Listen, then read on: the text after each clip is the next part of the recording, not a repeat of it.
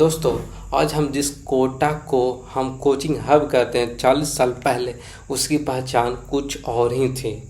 कोटा एक industrial area था जहाँ की सियाराम्स रायोन्स जैसी बड़ी बड़ी कंपनियाँ हुआ करती थी जो हजारों परिवारों का पेट पालती थी। लेकिन 1980 में फैक्ट्रियाँ अचानक बंद होने लगी। हजारों लोग रातों रात बेघर बेरोजगार हो गए। शहर की इकोनॉमिक डूब रही थी। लेकिन जैसे कि कहते हैं, necessity is the mother of invention. ज़रूरत ही आविष्कार की जननी होती है। रुकी तो इंसानी दिमाग का व्यापार शुरू हुआ। सब कुछ शुरू होता एक छोटे से डाइनिंग टेबल के साथ। बीके बंसल सर, जो खुद एक इंजीनियर थे, उन्हें एक गंभीर बीमारी थी, मस्कुलर डिस्ट्रोफी की वजह से अपनी नौकरी छोड़नी पड़ी थी। उन्होंने डाइनिंग टेबल पर 8 बच्चों को पढ़ाना शुरू किया। 1985 में उनके पढ़ाए हुए बच्चों ने आईआईटी क्रैक कर लिया, आईआईटी में सिलेक्शन पा लिया। उस समय आईआईटी में सिलेक्शन होना किसी चमत्कार से कम नहीं था। धीरे धीरे खबर फैली, 8 बच्चों से 80 बच्चों, और फिर 800 बच्चे, फिर हजारों। कोटा की हवा बदलने लगी। फैक्ट्रियाँ के मजदूर अब मेस चलाने लगे और खाली घर हॉस्टल बन गए। शुरुआत में ये सिर्फ एक ट्यूशन था, लेकिन जैसे ही पैसा बढ़ा, कॉर्पोरेट बड़ी मछलियाँ अंदर आई। 2000 के दशक तक कोटा में एक कंपटीशन शुरू हो गया। कोचिंग अब सिर्फ शिक्षा नहीं दे रही थी, वो एक दूसरे के बेस्ट टीचर को करोड़ों रुपया देकर चुरा रही थी। बंसल क्लासेस से निकले हुए टीचर्स ने खुद की बड़ी कोचिंग खड़ी कर दी, रेजोनेंस, एलन, विवरेंट। तो दोस्तों, क्या आपने कभी ये सोचा है कि हर साल 2 लाख बच्चे कोटा ही क्यों जाते हैं? क्या वहाँ की हवा में कुछ अलग है? नहीं, इसके पीछे एक सोची समझी fear based marketing. Coaching industry का सबसे पहला नियम है डर पैदा करो, क्रिएट फियर। माता पिता के मन में ये डर बैठा दिया जाता है कि आपके बच्चे 9 क्लास से यहाँ फाउंडेशन बैच लेकर नहीं पढ़ेगा, कोर्स नहीं पढ़ेगा, तो वो जीवन में यानी आईआईटी के रेस में पीछे रह जाएगा। इसे कहते हैं FOMO, fear of missing out. इसी डर की बदौलत आज एक इंडस्ट्री 58,000 करोड़ की हो चुकी है। अब हम आपको बात करते हैं कि पैसे वहाँ कैसे दिए जाते हैं। एक औसत छात्र की साल भर की फीस, रहना और खाना मिलाकर लगभग 3 लाख से 5 लाख तक पहुँच जाता है। एक आम मिडिल क्लास पिता के लिए ये पूरी ज़िंदगी की कमाई हो सकती है। लेकिन यह एक मनोवैज्ञानिक जाल, साइकोलॉजी ट्रैप है।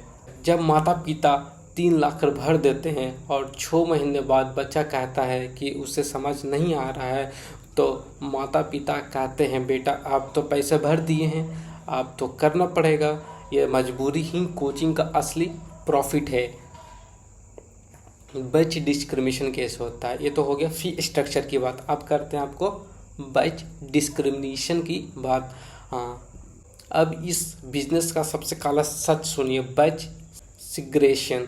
जैसे ही बच्चा एडमिशन लेता है तो उसका एक इंटरनल टेस्ट किया जाता है, टेस्ट होता है। 1% बच्चे टॉप करते हैं, उन्हें स्टार बैच में डाल दिया जाता है, और best teacher, best facility, best environment और वेस्ट कमरे दिए जाते हैं, पर्सनल मेंटर्स मिलते हैं।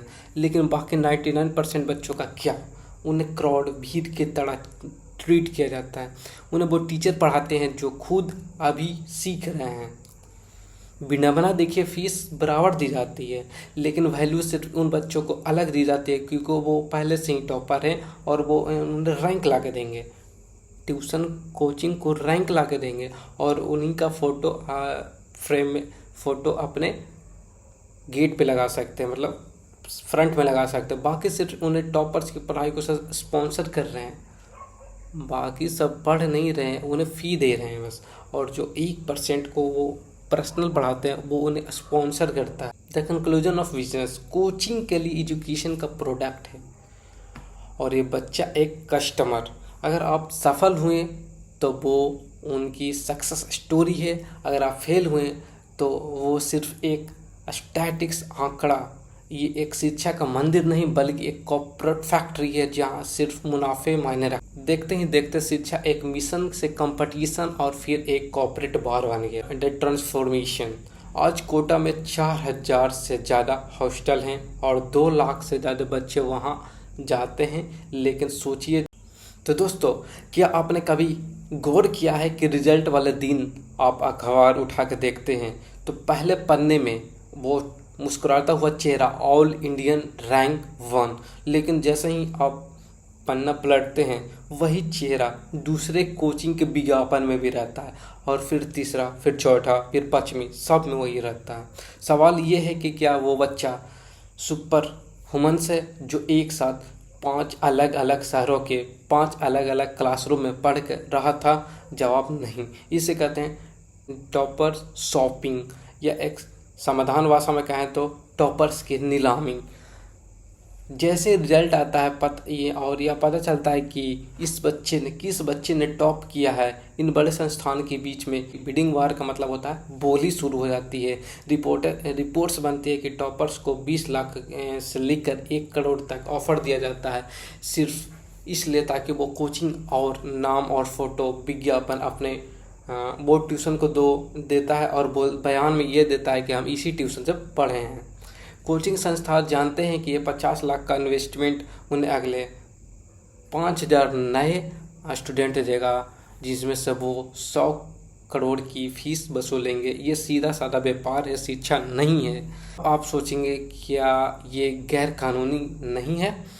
यहाँ आता एक मास्टर प्लान। कोचिंग इन बच्चों को भारी डिस्काउंट पर अपनी टेस्ट सीरीज कोरेस्पोंडेंस कोर्स में फ्री में रजिस्टर कर लेते हैं, भले ही उस बच्चे ने वहाँ एक भी क्लास न ली हो, लेकिन तकनीकी रूप से वो उसका छात्र बन जाता है। इसका नुकसान किससे होता है?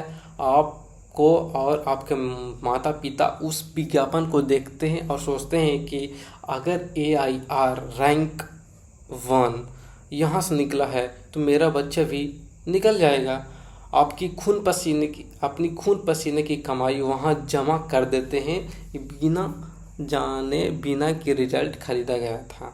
असली मेहनत उस बच्चे की थी, क्रेडिट उस टीचर का था जिसे उसे सालों पढ़ाया, लेकिन मुनाफा उस ब्रांड ने कमाया जिसने सबसे ऊंची बोली लगाई।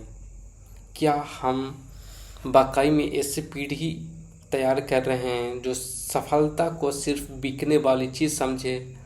तो दोस्तों, अब हमने करोड़ों के टर्नओवर और टॉपर्स की बात कर ली, लेकिन इस चमक धमक के पीछे एक गहरा अंधेरा है। कोटा की तंग गलियों में 10 बाय 10 के छोटे कमरे, ये बंद कमरे में बंद ये सिर्फ फिजिक्स केमिस्ट्री नहीं पढ़ रहे हैं, ये हर दिन अपना वजूद की लड़ाई लड़ रहे हैं। जब 16 साल का बच्चा अपने घर से हजारों किलोमीटर दूर आता है तो उसे कंधों पर सिर्फ उसका बैग नहीं, उसके पिता का पेंशन का पैसा और माँ की गहनों की उम्मीद होती है, और यही उम्मीद धीरे धीरे एक प्रेशर कुकर बन जाती है।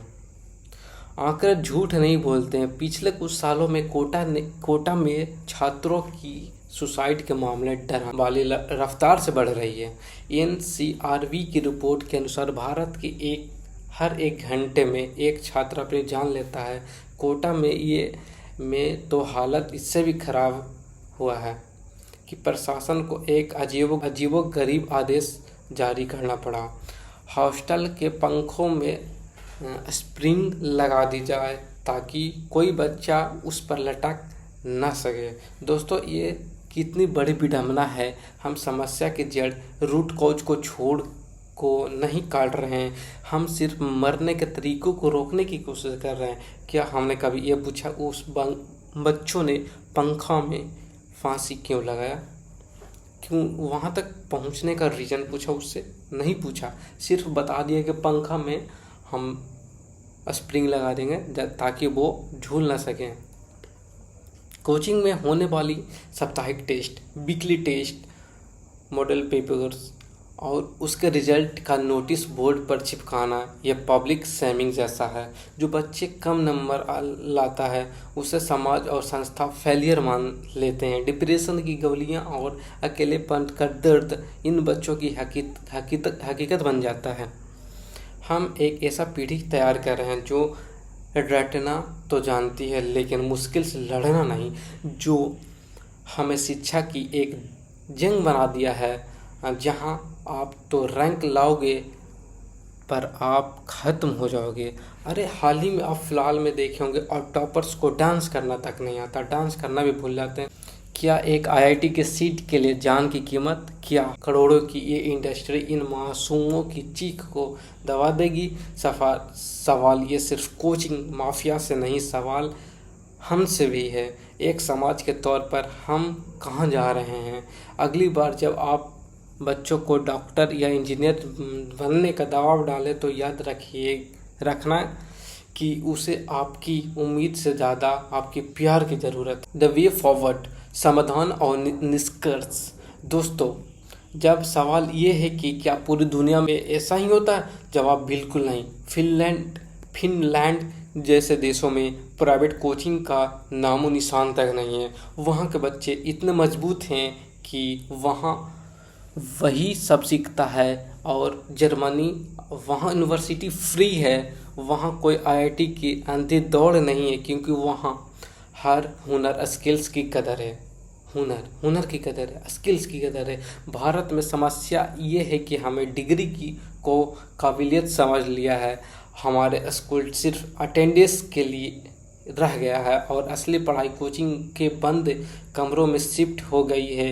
ये हमारे सरकारी सिस्टम की सबसे बड़ी नाकामी है। सरकार ने फ्री एजुकेशन पॉलिसी 2020 में जारी कुछ बदलाव करने की कोशिश की है, जैसे कि रटने की जगह क्रिटिकल थिंकिंग पर जोर देना। हाल में एक कोचिंग के नई गाइडेंस भी आई है, जैसे कि 16 साल के कम उम्र बच्चों को एडमिशन ना करना, मिसलेनियस ऐड ना देना, मतलब फालतू का ऐड नहीं देना। लेकिन क्या ये सिर्फ कानून बनाने से बदल आएगा? नहीं, बदलाव तब आएगा जब हम एक समाज के तौर पर ये समझेंगे कि हर बच्चा इंजीनियर बनने के लिए पैदा नहीं हुआ है। कोई अच्छा पेंटर हो सकता है, कोई शानदार म्यूजिशियन हो सकता है और कोई बेहतरीन खिलाड़ी हो सकता है। अंत में मैं एक बात उन माता और पिता से कहना चाहता हूँ कि जो ये वीडियो देख रहे हैं, आपका बच्चा कोई इन्वेस्टमेंट नहीं है जिसका रिटर्न आप एक मोटी सैलरी के रूप में चाहिए। वो एक जीता जागता इंसान है। उसे अपनी अधूरी इच्छाएं पूरी करने का जरिया मत बनाइए। आईआईटी या आईआईएम्स में सीट मिलना गर्व की बात है, लेकिन वहां ना पहुंच पाना नाकामी नहीं है। दुनिया बहुत बड़ी है और कामयाब होने के हजारों रास्ते हैं। शिक्षा को व्यापार मत बनने दीजिए, इसे एक रोशनी रहने दीजिए। वीडियो अच्छा लगा होगा तो लाइक सब्सक्राइब जरूर करें।